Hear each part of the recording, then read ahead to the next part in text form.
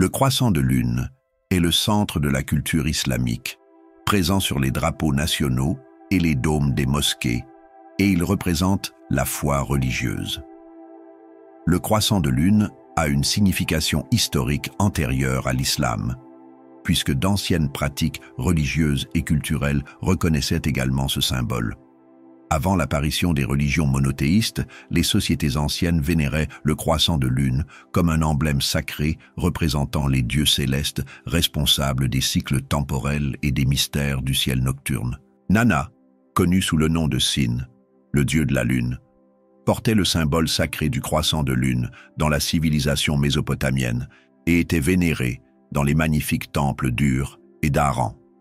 Il commandait les forces du temps, tout en régnant en tant que divinité lunaire qui influençait les marées et l'ordre cosmique, ainsi que les cycles agricoles.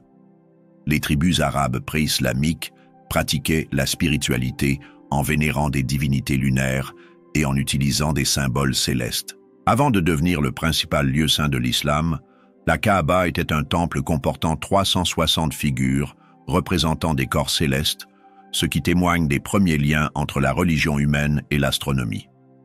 Après que le monothéisme est devenu le principal système religieux, la tradition islamique a maintenu le symbole du croissant de lune, ce qui crée une incertitude quant à savoir si ce choix témoigne d'un lien délibéré avec d'anciennes pratiques spirituelles ou s'il s'est produit naturellement au cours de l'évolution historique. Les symboles religieux des temps anciens continuent d'exister dans les systèmes de croyances modernes, qui contiennent des aspects des dieux et des sociétés d'autrefois et n'ont pas été effacés de l'histoire. Le croissant de lune est aujourd'hui un symbole islamique qui illustre ses racines spirituelles anciennes et symbolise la transition historique de l'humanité des croyances polythéistes au monothéisme. Au fil du temps, dans la société mésopotamienne, Nana et Sin ont conservé leur position de divinité lunaire, tandis que Nana a été reconnu comme le maître du temps et du royaume céleste parmi les dieux les plus vénérés. Nana détenait un pouvoir qui dépassait le contrôle physique, car il gouvernait les schémas temporels vitaux et les cycles naturels, y compris les phases de la lune et les rythmes naturels que ne possédaient ni les seigneurs de la guerre, ni les dieux du soleil. Les peuples sumériens et akkadiens considéraient Nana comme une force divine qui dépassait les sphères cosmiques en exerçant une influence directe sur leurs activités quotidiennes. Son contrôle s'étendait au régime des marées et à la fertilité, tout en façonnant les calendriers agricoles qui dictaient les périodes de plantation et de récolte, ainsi que les moments propices aux célébrations et au deuil. L'humanité a compris que les phases de la Lune étaient un chronomètre cosmique qu'elle a utilisé pour créer les premiers calendriers qui ont organisé la civilisation. Gardien de la sagesse divine, il veille sur la nuit en apportant la lumière aux ténèbres et en guidant les voyageurs grâce à sa douce illumination.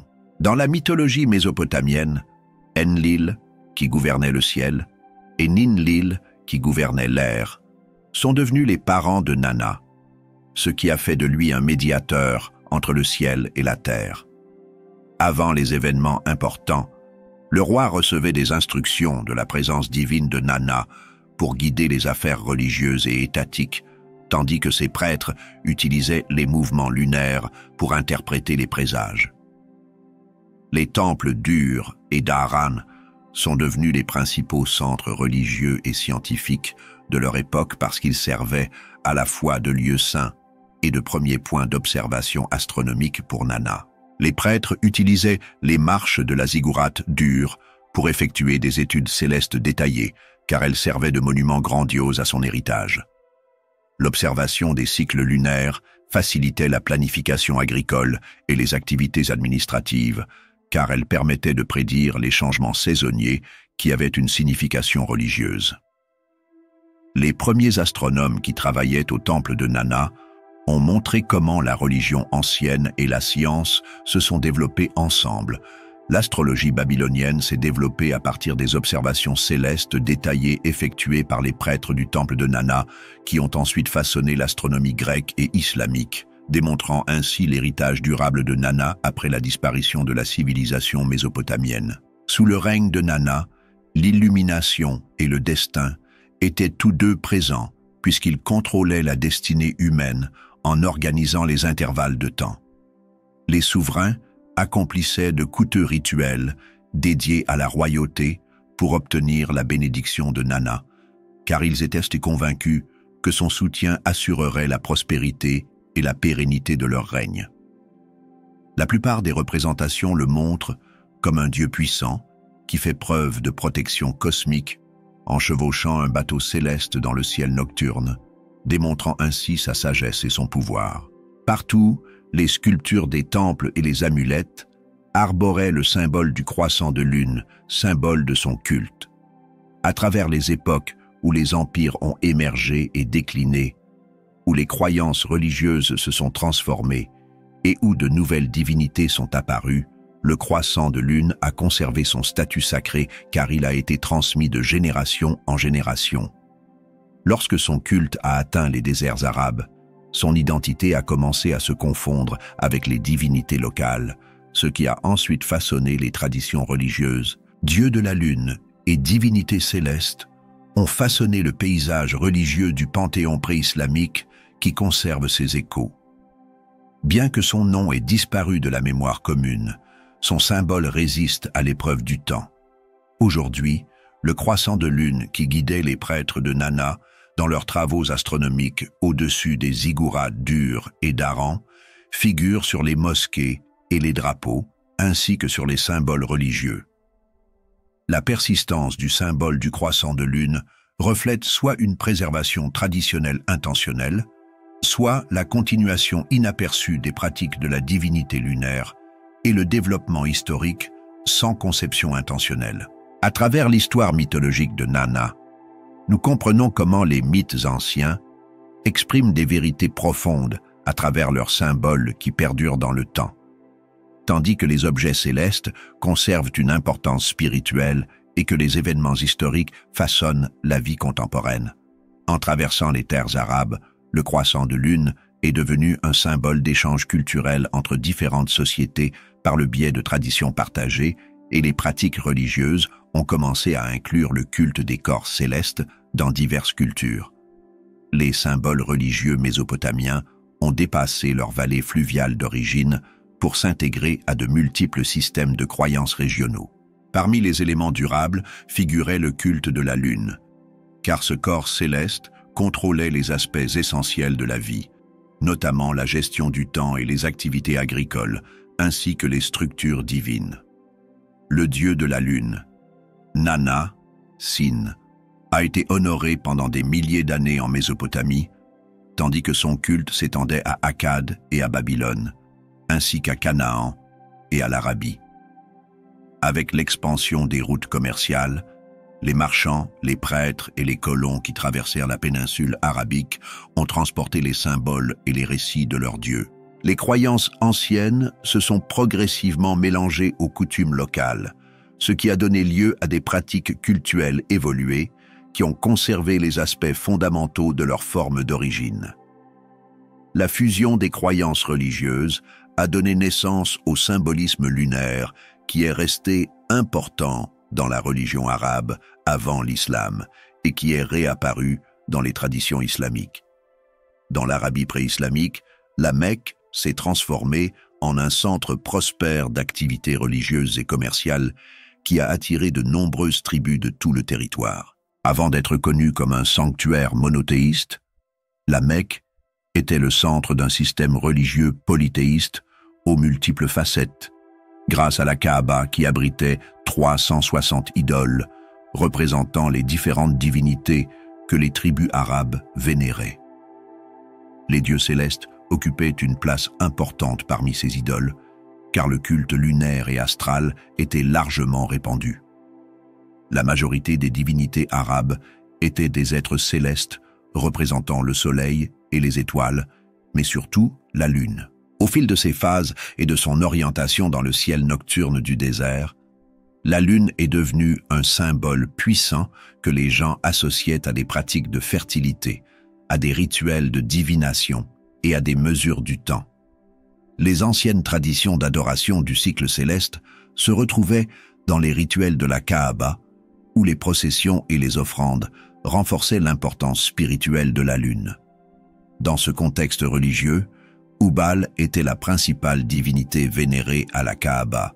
Bien que les chercheurs ne s'accordent pas sur les origines de Hubal, beaucoup pensent qu'il est né en dehors de la péninsule arabique avant d'arriver à la Mecque avec des liens religieux potentiellement mésopotamiens ou levantins. La vénération de Hubal à la Kaaba montre que ces rituels sont nés d'anciennes coutumes qui comportaient probablement des éléments du culte lunaire mésopotamien. Certaines interprétations indiquent que Hubal représente une forme évoluée de la divinité cananéenne Baal, mais d'autres analyses relient son nom et ses attributs au dieu lunaire mésopotamien. Pendant les périodes difficiles, la tribu des Quraysh se tournait vers Hubal pour être guidée et pratiquait la divination à la Kaaba dans le cadre de son culte. Les flèches sacrées utilisées pour les rituels de prise de décision étaient liées à Hubal, ce qui démontrait une guidance céleste ainsi que des associations lunaires.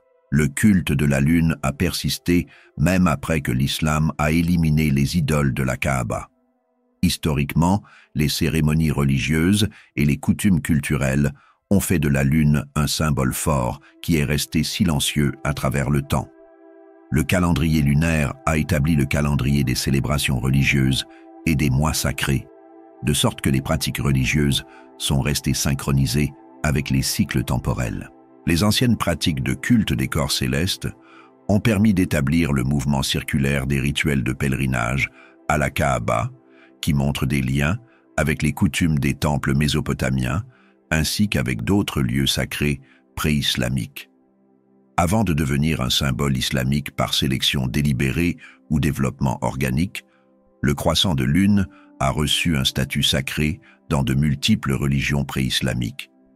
Le croissant de lune est devenu un symbole culturel arabe en raison de l'évolution religieuse et de la préservation d'éléments symboliques essentiels qui se sont adaptés à de nouveaux systèmes de croyances. Le processus d'évolution religieuse nous incite à explorer la manière dont le monothéisme élimine les rituels antérieurs ou les transforme en de nouvelles expressions. L'histoire spirituelle des Mécois pré-islamiques s'avère plus complexe qu'on ne le croit généralement, car leur pratique incluait le symbolisme lunaire. Le culte de la lune a commencé dans les ziggourats mésopotamiennes et a finalement atteint les terres arabes, où ses effets se poursuivent encore aujourd'hui sans que l'on comprenne vraiment ce qu'il en est.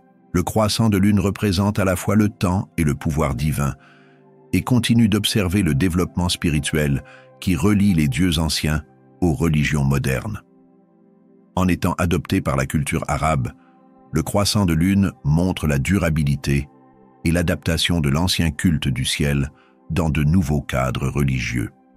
Au fur et à mesure de l'expansion culturelle de la Mésopotamie, ses figures divines et son symbolisme ont voyagé au-delà du Tigre et de l'Euphrate grâce au mouvement des marchands et des colons, ainsi que des émissaires religieux. Le culte de la lune est devenu l'une des principales pratiques spirituelles, car les gens considéraient ce corps céleste comme profondément lié au cycle naturel de la vie. La divinité lunaire mésopotamienne Nana, également connue sous le nom de Sin, détenait le titre de souveraine du temps et dirigeait les calendriers, les modèles agricoles et les marées océaniques. La péninsule arabique a adopté la vénération lunaire mésopotamienne que les dieux locaux ont transformée en de nouvelles expressions religieuses. Dans l'Arabie pré-islamique, en particulier à la Mecque, les traditions religieuses ont fusionné, les anciennes divinités mésopotamiennes et cananéennes se mêlant aux dieux arabes pour créer un environnement spirituel aux multiples facettes. La culture arabe a conservé le croissant de lune comme symbole puissant parce qu'il s'agissait déjà d'un emblème sacré dans la pensée religieuse mésopotamienne et levantine, et que ce symbole a persisté malgré les changements dans les systèmes de croyance. Avant que le culte islamique ne s'y concentre, la Mecque fonctionnait comme un centre religieux animé qui attirait les tribus arabes. La Kaaba était le point central des activités religieuses polythéistes de la Mecque car son intérieur contenait 360 idoles représentant les dieux des différentes tribus arabes. Dans leur système religieux, les gens pratiquaient le culte des corps célestes tout en honorant diverses divinités qui représentaient les éléments naturels, notamment la fertilité et les conditions météorologiques. La Lune a gagné un respect supérieur à celui des étoiles visibles du désert, en raison de sa trajectoire orbitale constante et de sa luminosité frappante. Les Arabes ont commencé à considérer la Lune non seulement comme un objet à regarder, mais aussi comme un élément vital pour le calendrier religieux et la sécurité des voyages dans le désert. Les croyances spirituelles régionales ont fait du symbolisme lunaire un élément central qui a transformé la Lune d'un corps céleste ordinaire en un protecteur divin. La Kaaba de la Mecque abritait de nombreux dieux, mais réservait la position la plus élevée à Hubal, dont l'origine reste un mystère. Les experts se demandent si Hubal est issu de pratiques spirituelles arabes locales ou s'il a été intégré à la foi mecquoise à partir d'origines mésopotamiennes ou levantines. Certaines théories avancent que Hubal est issu de Baal, divinité cananéenne de la tempête, dont les pratiques cultuelles s'étendaient à l'ensemble du Proche-Orient ancien. Les activités religieuses arabes axées sur les observations lunaires montrent que les pratiques cultuelles de cette divinité sont influencées par le dieu lunaire mésopotamien Nana-Sin. Le sanctuaire contenait son idole, une statue d'agate rouge, qui servait d'élément central pour les rituels sacrés tels que la divination et le lancer de flèches pour révéler la volonté divine. Hubal faisait l'objet d'une intense dévotion de la part de la tribu des Quraysh, qui dirigeait la Mecque et le consultait en temps de guerre, lors de négociations commerciales et pour des questions de leadership. La pratique de la divination céleste le reliait aux anciennes traditions lunaires de Mésopotamie, ce qui implique que sa fonction allait au-delà du statut de divinité tribale et qu'il faisait partie d'un culte céleste étendu. Le monothéisme s'est répandu dans toute la région tandis que les idoles de la Kaaba étaient détruites, mais le culte lunaire a conservé son influence dans la région. Les pratiques religieuses ont conservé un lien central avec la Lune, qui détermine le calendrier lunaire islamique et oriente l'observance du Ramadan, ainsi que des pratiques sacrées telles que le pèlerinage de la Mecque. La circumambulation autour de la Kaaba pendant le Hajj est antérieure à la période islamique et reflète les anciennes cérémonies des temples mésopotamiens dédiés aux divinités lunaires. L'emblème du croissant de lune est une représentation des liens culturels historiques dans la culture islamique, mais il n'a pas de statut religieux formel. Les recherches menées par les universitaires portent sur des traditions anciennes qui se sont développées par adoption délibérée ou qui se sont poursuivies au fil des générations sans être entretenues activement. Les croyances et les symboles religieux font preuve de flexibilité tout en restant cohérents, comme le montre le mouvement du croissant de lune dans les traditions arabes. Entre les anciennes ziggourats dures et les lieux saints de la Mecque, les gens ont maintenu leur culte lunaire, des rituels sacerdotaux aux prières des Quraysh, alors que les divinités liées à la lune disparaissaient de la mémoire humaine. Le culte lunaire arabe a-t-il poursuivi délibérément des traditions plus anciennes, ou s'est-il développé naturellement à partir d'idées spirituelles établies? Le croissant de lune en tant que symbole dans la culture islamique d'aujourd'hui suggère un héritage spirituel ancien qui remonte bien plus loin que la plupart des gens ne le reconnaissent aux religions célestes qui ont dirigé l'humanité dans les temps anciens. Avant que l'islam n'en fasse un lieu saint important, la Kaaba fonctionnait comme un centre de culte multidivin qui reflétait la multitude de dieux vénérés dans l'Arabie pré-islamique. Les tribus de toute la péninsule arabique se rendaient à la Kaaba de la Mecque parce qu'elles croyaient qu'elle possédait un pouvoir spirituel extraordinaire et qu'elle servait de lieu pour vénérer leurs dieux, demander des bénédictions et organiser des cérémonies sacrées. Dans son enceinte sacrée, 360 statues représentaient des divinités individuelles qui gouvernaient des corps célestes tels que le soleil, les étoiles et la lune. Les gens construisaient des idoles pour servir de lien tangible entre eux et leur Dieu, ce qui leur permettait de communiquer avec leurs êtres divins. Hubal était la divinité principale de la Kaaba, et ses filles divines Allat incarnaient les principes de la fertilité, tandis qu'Al-Uzza se concentrait sur la guerre et Manat représentait le destin. Avant que le monothéisme ne devienne dominant, la Kaaba servait de centre spirituel contenant plusieurs idoles qui symbolisaient à la fois les identités tribales et les cycles célestes, et servait également de lieu de convergence pour diverses traditions religieuses. La Kaaba avait un statut sacré, comme en témoignent les pèlerinages annuels avant l'avènement de l'islam. Chaque année, les tribus arabes renonçaient à leurs différends pour se rendre à la Mecque, où elles s'adonnaient à des cérémonies spirituelles, faisaient du commerce et renforçaient les relations tribales. Le rituel de pèlerinage du tawaf, qui consiste à faire 7 fois le tour de la Kaaba, reste aujourd'hui un élément clé du culte islamique. Selon les historiens, la cérémonie en plein air symbolisait les anciennes pratiques d'adoration de la Lune grâce à son schéma de rotation qui imitait les mouvements des corps célestes, y compris le cycle lunaire. Le calendrier lunaire des tribus arabes pré-islamiques associait les principales festivités religieuses aux phases lunaires centrées autour de la Kaaba. En raison de leur double fonction dans les systèmes calendaires et les pratiques religieuses, les traditions mésopotamiennes et arabes de culte de la Lune ont été préservées par des rituels de passage et l'observation du ciel grâce à des divinités telles que Nanna Sin. La tribu des Quraysh détenait le pouvoir grâce à sa gestion des idoles de la Kaaba à la Mecque, ce qui lui conférait une stature politique et un contrôle religieux, tout en profitant financièrement de la supervision des activités des pèlerins. Lorsque la tribu des Quraysh gérait les activités cultuelles de la Mecque, elle organisait des cérémonies religieuses dans le sanctuaire, recueillait les offrandes et servait d'intermédiaire pour les fidèles qui approchaient leur Dieu. La tribu des Quraysh exerçait un contrôle total sur la Mecque en fusionnant son pouvoir religieux avec son autorité politique centrée sur la Kaaba.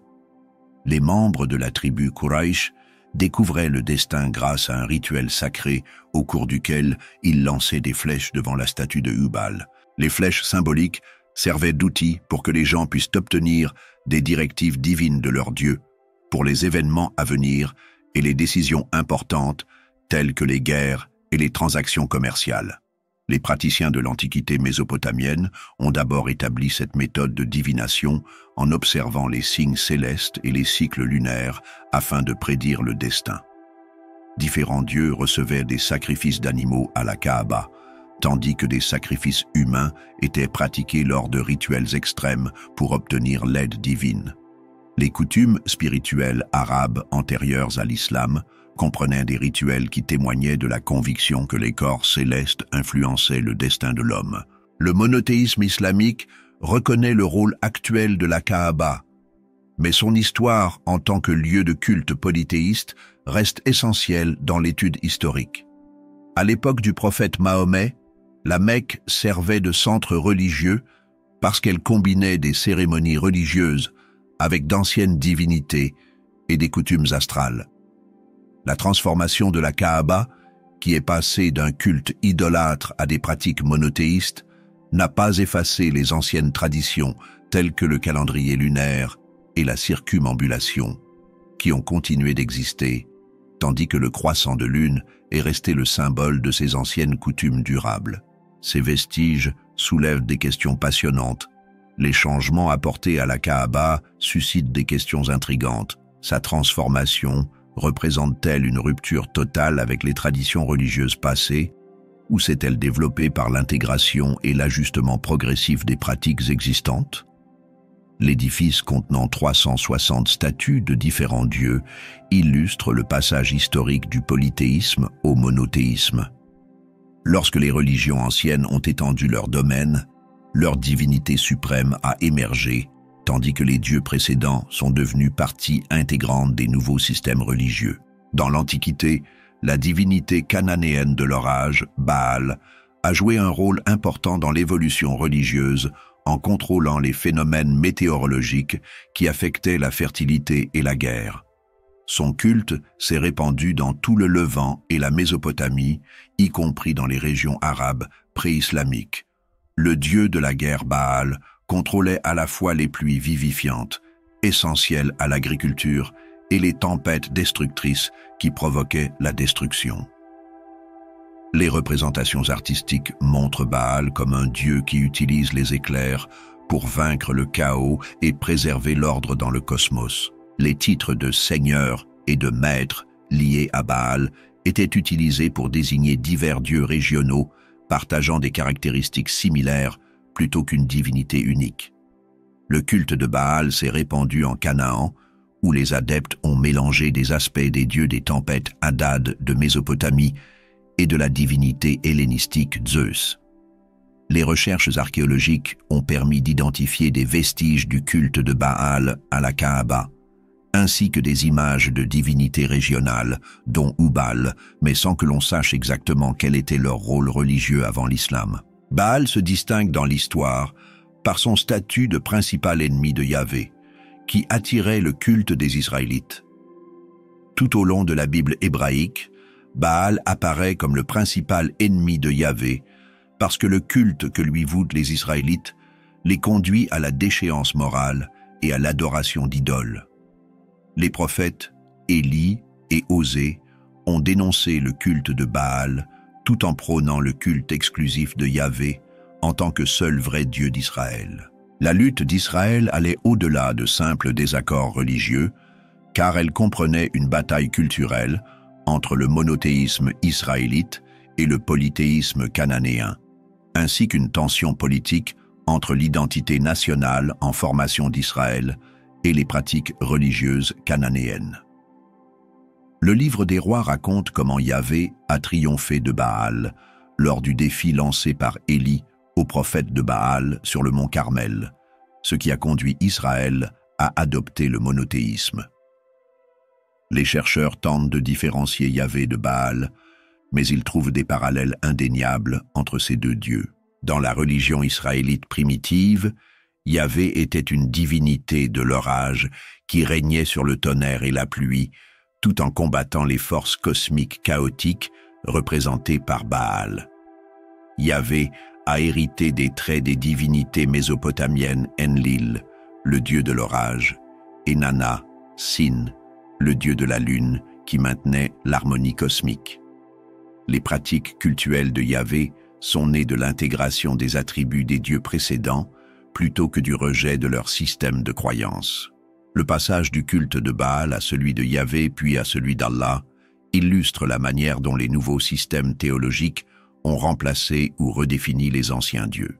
Avec la montée du monothéisme, Yahvé est passé du statut de Dieu national à celui de seul vrai Dieu qui transcende la nature et les contraintes humaines. Au fil du temps, la royauté divine, le pouvoir des tempêtes et l'ordre cosmique ont continué à faire partie des thèmes religieux. Des siècles plus tard, lorsque l'islam s'est développé, il a annoncé qu'Allah était le Dieu suprême unique qui se distinguait des multiples dieux précédemment vénérés dans toute l'Arabie. L'ascension d'Allah a marqué le passage de dieux multiples à un Dieu unique, à l'instar de la victoire de Yahvé sur Baal, mais certaines pratiques anciennes sont restées présentes dans les rituels et les symboles. La question demeure. On ne sait toujours pas si Allah et Yahvé ont repris des caractéristiques des divinités qui les ont précédées. Le développement d'Allah et de Yahvé en tant que puissance suprême singulière a nécessité des siècles d'évolution religieuse au cours desquels des éléments d'Enlil, de Baal et d'autres dieux anciens ont été intégrés.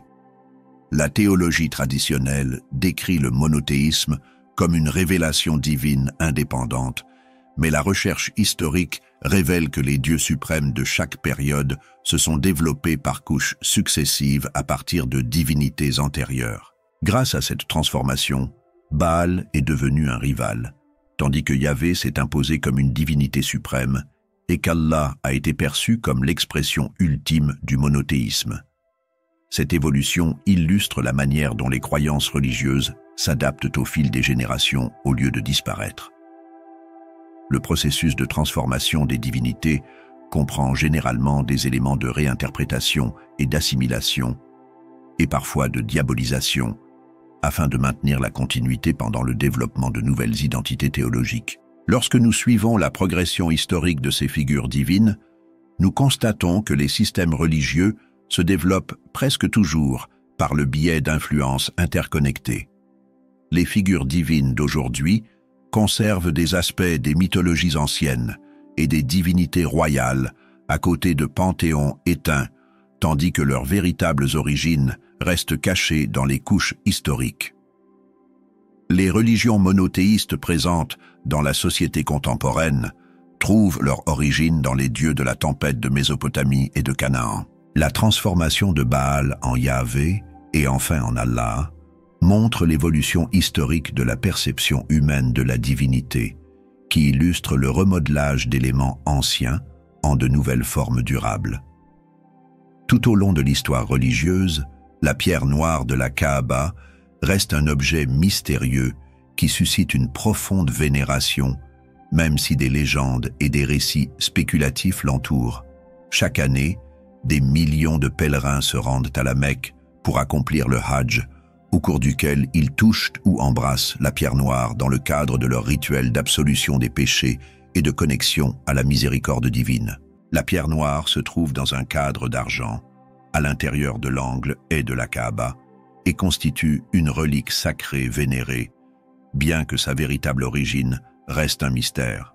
La tradition islamique affirme que la pierre noire est descendue du ciel lors de la construction de la Kaaba par le prophète Ibrahim, Abraham et son fils Ismaïl. À l'origine, la pierre noire était aussi blanche que la neige, mais sa couleur est devenue sombre au fil des siècles, car elle a absorbé les péchés des croyants repentants qui l'ont touchée. La croyance islamique considère cette histoire comme fondamentale, mais la nature physique de la pierre noire et sa signification historique ont donné lieu à de nombreuses théories sur la question de savoir s'il s'agit d'un cadeau céleste ou d'une preuve d'un passé religieux ancien à la Kaaba. La théorie la plus convaincante sur l'origine de la pierre noire la relie à des pratiques religieuses antérieures à l'islam qui comportaient des éléments du culte arabe pré-islamique. Avant l'avènement de l'islam, la Kaaba servait de lieu principal pour les rituels polythéistes et abritait 360 idoles dédiées aux différents dieux des tribus arabes. De nombreux universitaires s'accordent à dire que la pierre noire avait une signification spirituelle dans les traditions pré-islamiques avant d'être adoptée dans les pratiques cultuelles islamiques au lieu d'être détruite. Les anciennes pratiques religieuses incluaient le culte des météorites, puisque de nombreuses tribus arabes pré-islamiques honoraient les pierres tombées du ciel, les considérant comme des dons divins. Les météorites avaient une signification sacrée pour les civilisations nabatéennes et sabéennes, ainsi que pour d'autres sociétés arabes anciennes qui les exposaient souvent comme objets religieux dans leurs temples. La Mecque ayant été un centre religieux important avant l'avènement de l'islam, il est logique que la pierre noire ait été considérée comme un objet sacré avant sa réinterprétation par l'islam. Des traditions similaires d'adoration des météorites dans différentes cultures anciennes à travers le monde confirment cette théorie. Aux époques grecques et romaines, les pierres célestes étaient replacées dans les temples et faisaient l'objet d'un hommage divin. Le temple d'Artémis à Éphèse contenait une pierre noire dont les habitants pensaient qu'elle provenait de Jupiter, tandis que la pierre de Cybèle de Phrygie était vénérée comme un fragment céleste. Dans toute l'Inde, de nombreux temples hindous abritent des pierres sacrées que les adeptes considèrent comme d'origine divine. La pierre noire de la Kaaba pourrait appartenir à l'ancienne tradition selon laquelle les météorites étaient considérées comme sacrées car sa signification spirituelle existait avant l'islam. La pierre noire de la Mecque pourrait être liée au mythe mésopotamien des Anunnaki, selon lesquels les corps célestes descendent pour enseigner aux hommes et façonner les pratiques religieuses. Selon certains chercheurs, La pierre représente un artefact technologique avancé datant de l'Antiquité qui a disparu au fil des siècles et soutient les théories selon lesquelles des cultures sophistiquées ont façonné les premiers progrès de l'humanité. L'étude scientifique de la composition de la pierre noire reste impossible car sa signification religieuse impose des restrictions à l'accès à la recherche. Les enseignements islamiques associent la pierre noire à des sources extraterrestres, ce qui conduit de nombreuses personnes à penser qu'il s'agit en fait d'une météorite.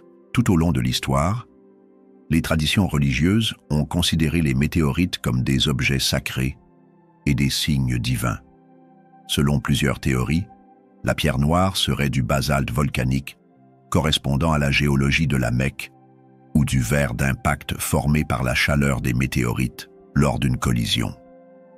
Quels que soient les matériaux qui composent la pierre, son aspect lisse et fragmenté indique une usure importante au cours de l'histoire, ce qui renforce l'énigme entourant son âge et ses origines.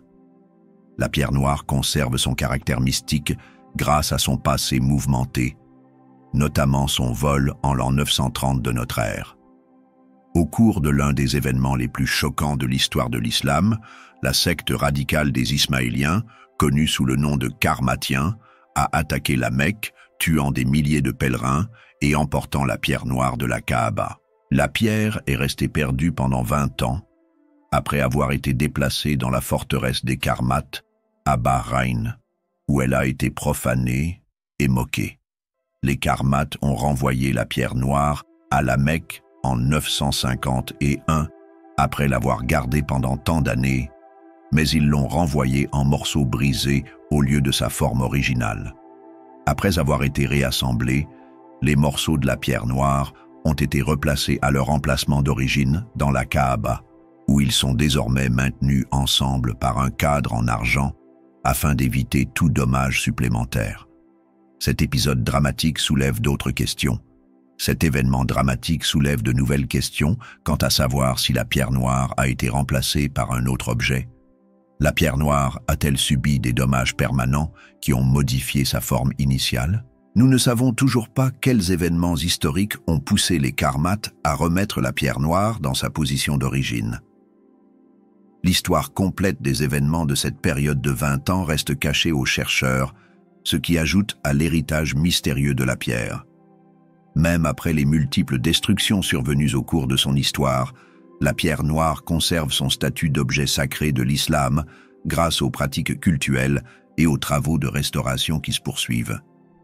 La pierre noire est-elle actuellement un objet sacré de l'islam ou trouve-t-elle son origine dans le culte prémonothéiste des corps célestes pratiqué par d'anciennes civilisations qui adoraient les météorites?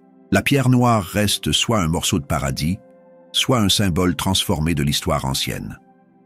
La pierre noire représente un mystère cosmique éternel avec une signification divine, tout en agissant comme un artefact séculaire parce que ses origines sont inconnues, mais son pouvoir spirituel continue à captiver des millions de personnes. Le monothéisme a introduit un changement révolutionnaire en rejetant les croyances polythéistes et en reconnaissant une seule divinité suprême. Les anciennes divinités ont survécu en s'adaptant aux nouvelles structures religieuses plutôt que d'être complètement éliminées, selon les archives historiques. Les polythéistes de l'Antiquité vénéraient diverses divinités qui contrôlaient les éléments de la vie. Ils trouvaient leurs expériences spirituelles dans les liens naturels et l'observation astronomique. Les traditions religieuses de Mésopotamie, d'Égypte, de Canaan et d'Arabie étaient dominées par des divinités représentant le soleil, la lune, la fertilité, la guerre et la mort. Au fil du temps, certains dieux se sont élevés au-dessus des autres. Leur pouvoir et leur qualité se sont accrus, de sorte qu'ils ont jeté de l'ombre sur toutes les autres divinités. Le passage de dieux multiples à un dieu unique a représenté une évolution plutôt qu'une séparation abrupte, les aspects des religions polythéistes se fondant dans le concept d'une force divine unique. Les religions monothéistes ont souvent adopté les symboles et les rituels des religions polythéistes qu'elles ont remplacés. Le croissant de lune reste une représentation symbolique, dans diverses religions qui montrent comment les traditions religieuses ont continué à exister au fil du temps. Le dieu mésopotamien Nana, Sin, était très vénéré car son domaine comprenait le contrôle de la progression du temps et des marées, ainsi que des structures universelles. L'emblème sacré de Nana, Sin, dans la religion mésopotamienne, était un croissant de lune qui apparaissait sur les temples et les vêtements sacerdotaux, ainsi que sur divers objets. La propagation du culte lunaire a fait que les pratiques religieuses des cultures voisines, telles que les Cananéens et les Arabes pré-islamiques, ainsi que les premières traditions israélites, ont intégré le culte de la lune. Avec la montée de l'islam, le monothéisme est devenu dominant et les divinités traditionnelles ont été abandonnées. Le croissant de lune a continué d'exister dans les couches culturelles et symboliques de la nouvelle foi. Le croissant de lune n'a pas de signification religieuse officielle dans l'islam, mais son apparition répétée dans le symbolisme islamique montre qu'il a conservé une importance durable qui pourrait trouver son origine dans des traditions antérieures de culte de la lune. L'intégration de traditions anciennes dans les systèmes de croyances monothéistes a influencé non seulement les symboles, mais aussi les récits religieux, les cadres théologiques et les rituels. Le Yahvé biblique, qui incarne la jalousie et la colère, ressemble aux anciens dieux de l'orage et de la guerre, comme Baal et Enlil, qui gouvernaient par le biais de l'autorité divine et de la loi cosmique. Selon certains chercheurs, Yahvé est devenu le Dieu unique d'Israël, à la suite d'un processus au cours duquel différentes divinités ont combiné leurs pouvoirs pour former une entité toute puissante. Selon l'enseignement islamique, Allah est le seul Dieu suprême, mais la société arabe pré-islamique vénérait les déesses célestes Allat, Al-Uzza et Manat, considérées comme des filles d'Allah, ainsi que d'autres divinités tribales. L'islam a éliminé le culte polythéiste, mais a préservé divers rituels pré-islamiques, comme le pèlerinage à la Kaaba et la pratique de la circumambulation tawaf, ainsi que le calendrier lunaire pour marquer les mois sacrés et les festivités religieuses.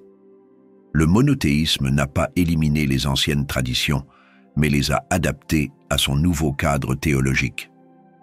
Le développement des rituels religieux a inclus l'aspect captivant de l'alignement cosmique. Les ziggourats mésopotamiennes, les pyramides égyptiennes et les sanctuaires arabes de la période pré-islamique présentent des alignements astronomiques précis qui mettent l'accent sur des entités célestes telles que le Soleil et la Lune, ainsi que sur des étoiles spécifiques. Les édifices sacrés de l'Antiquité ont été construits pour démontrer le lien entre les rituels humains et les puissances cosmiques, tout en prouvant les liens entre l'énergie divine et les domaines célestes. Dans le cadre du monothéisme islamique, la Kaaba est le point central du culte. Mais les spécialistes soupçonnent que d'anciens éléments astronomiques ont été intégrés dans sa structure. Des études historiques suggèrent que les rituels et l'orientation de la Kaaba ont été influencés par le culte céleste pré-islamique qui liait les coutumes spirituelles aux événements astronomiques. La pratique religieuse musulmane, consistant à suivre le calendrier lunaire, s'est développée à partir de systèmes spirituels antérieurs qui mettaient l'accent sur les cycles lunaires comme élément central de la vie spirituelle mésopotamienne, cananéenne et arabe. Les croyances monothéistes ont-elles effacé les traditions historiques ou ont-elles intégré des éléments historiques dans leur cadre? Les nouveaux mouvements religieux ont formé des identités distinctes tout en conservant des liens avec leurs traditions ancestrales. Les pratiques religieuses modernes conservent les éléments spirituels des anciens dieux par le biais de symboles et de rituels qui ont pris la place des divinités originelles. Les cérémonies sacrées, qui utilisent les symboles du croissant de lune, et les rituels de chronométrage céleste, ainsi que les anciennes divinités apparaissant dans les textes monothéistes, démontrent la persistance de liens entre les religions polythéistes et monothéistes, ce qui va à l'encontre de l'idée d'une séparation complète entre elles. Les vérités anciennes ont dû être réinterprétées et remodelées pour s'adapter à la civilisation humaine moderne, tout en conservant leur concept d'origine. Le monothéisme s'est développé comme la transformation finale d'anciennes divinités qui étaient restées cachées dans des traditions religieuses qui cherchaient à les remplacer. Les mythes anciens décrivent les Anunnaki comme des personnages mystérieux, qui régnaient en tant que dieux et chefs cosmiques, mais qui étaient également reconnus comme des visiteurs extraterrestres ayant autrefois habité la Terre. Dans les mythologies sumériennes, akkadiennes et babyloniennes, les Anunnaki étaient de puissants êtres célestes qui contrôlaient la destinée humaine et le développement des civilisations. Les Anunnaki ont-ils seulement existé en tant que personnages mythiques ou ont-ils eu des effets réels qui ont façonné les systèmes de croyances humains? Selon certains chercheurs et théoriciens alternatifs, les Anunnaki étaient des entités puissantes dotées d'un savoir extraordinaire, peut-être venues de l'espace, dont l'influence a façonné les systèmes religieux ultérieurs. On peut trouver des traces de leur influence dans les mouvements religieux monothéistes qui se sont développés dans l'ancien Proche-Orient. Les dieux suprêmes des religions ultérieures, tels que Yahvé et Allah, peuvent être considérés comme des versions modernes des anciens souverains célestes qui étaient vénérés dans les temples sumériens. Dans les écritures mésopotamiennes, les Anunnaki sont décrits comme les descendants d'Anu, qui gouvernaient les cieux, et d'Enlil, qui gouvernait le vent et la souveraineté. La croyance veut que les Anunnaki soient descendus du ciel sur la terre, où ils ont établi la civilisation en enseignant les pratiques agricoles et les connaissances astronomiques, ainsi que les systèmes juridiques. Selon certaines traditions, les Anunnaki avaient leur propre hiérarchie, avec Enlil comme chef suprême, qui appliquait les ordres divins aux dieux comme aux humains. Selon certaines croyances, Nana, Sin, le dieu de la lune, maintenait l'ordre céleste en contrôlant le temps et les cycles cosmiques qui façonnaient l'existence humaine. Ces récits anciens présentent des similitudes évidentes avec les systèmes théologiques dans lesquels un être suprême invisible contrôle l'univers avec l'aide de messagers divins ou d'êtres célestes. Les parallèles entre les Anunnaki et les hiérarchies religieuses ultérieures soulèvent des questions incontournables. Les similitudes entre le système Anunnaki et les structures religieuses ultérieures montrent que les traditions mésopotamiennes ont probablement contribué à la formation des religions monothéistes. Yahvé et Allah ont tous deux pris les attributs de Dieu suprême, d'Enlil et de Nanna, qui régnaient sur le ciel et contrôlaient la destinée humaine. Les systèmes de croyance au-delà des traditions sumériennes soutiennent également l'idée d'une existence humaine sous contrôle divin. En tant qu'être omnipotent, Yahvé, dans la tradition abrahamique, supervise la destinée humaine de la même manière qu'Enlil gérait son royaume. Les humains doivent obéir à l'autorité divine parce qu'elle établit des lois sacrées qu'elle applique en punissant ceux qui défient ses ordres. Dans la théologie islamique, l'Allah suprême contrôle l'univers en régissant le temps et le destin, tout comme les Anunnaki étaient décrits dans la religion mésopotamienne. Les Anunnaki ressemblent aux messagers de Dieu des écritures bibliques et coraniques, car ils délivraient des messages divins à l'humanité et se reproduisaient parfois avec des humains, ce qui reflète l'histoire biblique des Néphilim. Les dieux monothéistes ultérieurs sont apparus comme des transformations évolutives des anciens souverains célestes sumériens, plutôt que comme des figures divines totalement nouvelles. L'influence des Anunnaki ne se limite pas à la mythologie, car elle se manifeste aussi bien dans les études astronomiques que dans les conceptions architecturales et les symboles religieux. Grâce à leurs observations des mouvements planétaires, les Sumériens ont créé des techniques de cartographie des étoiles qu'ils ont appliquées à la conception des structures de leurs temples.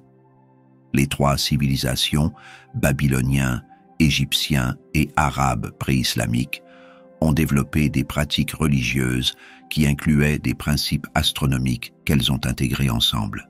La foi islamique montre une association avec les cycles astronomiques par le biais de ses prières quotidiennes basées sur le soleil et de sa période de jeûne déterminée par la lune, en plus du pèlerinage cosmique Hajj. Sans le savoir, les traditions religieuses ont maintenu en vie d'anciennes pratiques de culte cosmique qui ont commencé avec les enseignements des Anunnaki et se sont manifestées par un intérêt durable pour l'ordre céleste. Certains chercheurs affirment que les anciennes cultures humaines ont été façonnées par des êtres extraterrestres ou interdimensionnels, connus sous le nom d'Anunnaki, qui ont réellement existé. Selon Zecharia Sitchin et d'autres défenseurs de la théorie des anciens astronautes, les légendes mésopotamiennes des Anunnaki décrivent des faits réels où des extraterrestres venus de l'espace ont transmis des connaissances à l'humanité et exigé d'elle qu'elle les vénère. La théorie affirme que les divinités historiques étaient des êtres technologiques avancés qui semblaient surnaturels aux anciens. Le souvenir d'êtres avancés du passé aurait-il pu se transformer en l'idée religieuse de Dieu en tant que souverain céleste suprême dépassant l'entendement humain?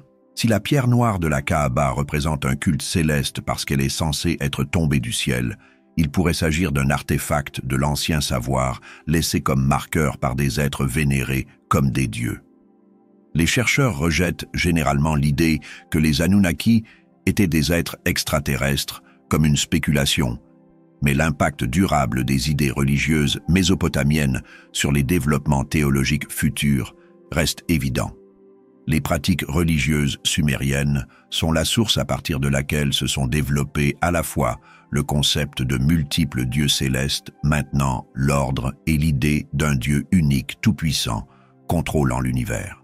Les Anunnaki représentent soit des entités réelles, soit des dieux symboliques ou des personnages de fiction, mais leur impact se poursuit par des voies indirectes. L'observation par nos ancêtres de souverains célestes qu'ils croyaient être des êtres divins a marqué le début du développement théologique qui a abouti aux religions monothéistes. Les Anunnaki ont été les premiers souverains célestes et leur essence divine a évolué vers les représentations de Yahvé et d'Allah au fur et à mesure des changements culturels.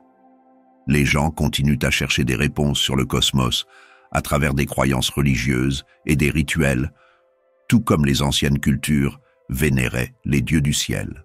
Les dieux anciens continuent d'influencer la recherche scientifique, les pratiques religieuses et les récits mythologiques, ce qui explique l'attrait et la fascination durable qu'exerce leur étude. Le croissant de lune a traversé diverses périodes historiques et continue aujourd'hui d'apparaître dans notre environnement contemporain. Le croissant de lune a décoré des temples et des drapeaux et est apparu sur des insignes religieux tout en observant la montée et la chute des empires et les changements dans les systèmes de croyances, parallèlement à l'évolution spirituelle de l'homme. La présence continue du symbole du croissant de lune depuis le culte lunaire mésopotamien où Nanna, Sin, commandait le ciel nocturne jusqu'à sa place dans l'islam, en passant par les traditions arabes pré-islamiques, montre que les symboles, comme les dieux, ne disparaissent pas.